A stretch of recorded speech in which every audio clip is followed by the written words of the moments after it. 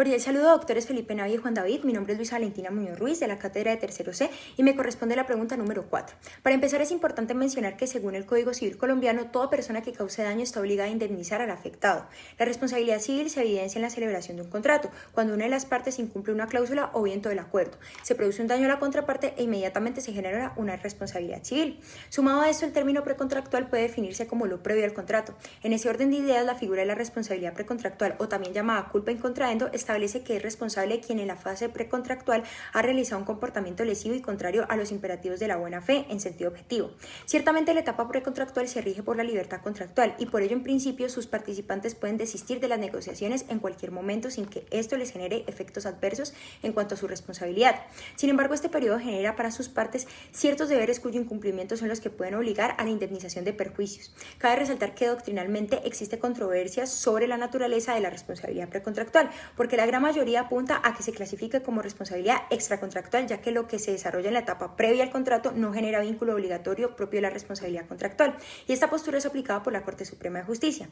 Al igual que en Colombia, esta figura ha sido tratada en diferentes ordenamientos jurídicos. Por tal razón, se puede afirmar que no existe una respuesta unitaria a la naturaleza de esta figura. Por ejemplo, en Alemania prevalecía la tesis contractualista, Francia, Suiza y España se inclinaban por la extracontractualista, y en Italia la mayoría de su jurisprudencia afirma que es un supuesto de la culpa aquiliana. Es por eso que en este punto se tiene que mencionar que el valor jurídico de la oferta, cuando hablamos de la oferta, hablamos de un acto unilateral.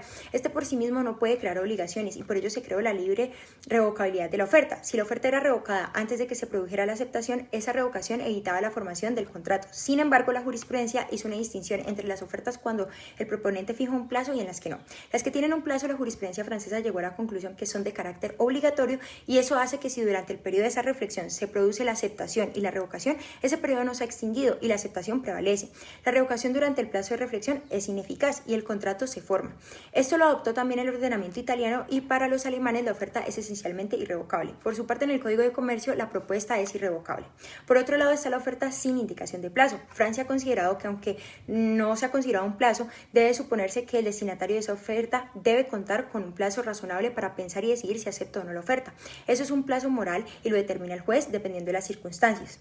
Conviene destacar que en materia civil hay diversas opiniones y argumentos. Lo cierto es que nos encontramos frente a un caso de un vacío legislativo, para lo cual es necesario recurrir a las normas mercantiles por medio de la analogía y a los postulados de los principios generales del derecho. En materia mercantil, las partes deben proceder de buena fe, exenta de culpa en el periodo precontractual, so pena de indemnizar los perjuicios que se causen según el artículo 863 del Código de Comercio.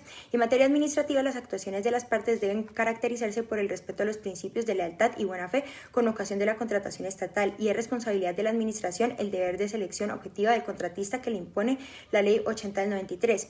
La aceptación se puede entender como un acto jurídico mediante el cual el destinatario de la oferta manifiesta su intención clara de aceptarla o de negociarla. Para que tenga significación en el mundo jurídico, debe comunicarse y hacerse dentro del plazo estipulado por la ley o convenido por las partes. Mientras que se formula la propuesta al presentarse la aceptación, se inicia el periodo precontractual para ambos interesados. Es importante determinar que este periodo precontractual finaliza cuando el contrato se perfecciona o cuando la propuesta se pierde sus efectos.